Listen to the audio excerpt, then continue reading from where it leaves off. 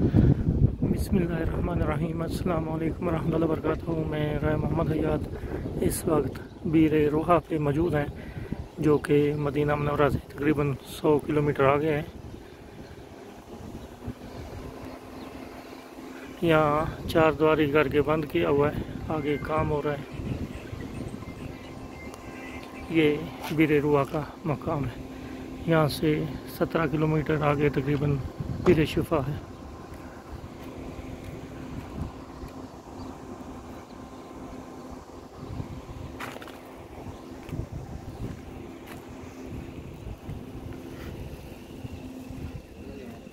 ये नक्शा बना हुआ है।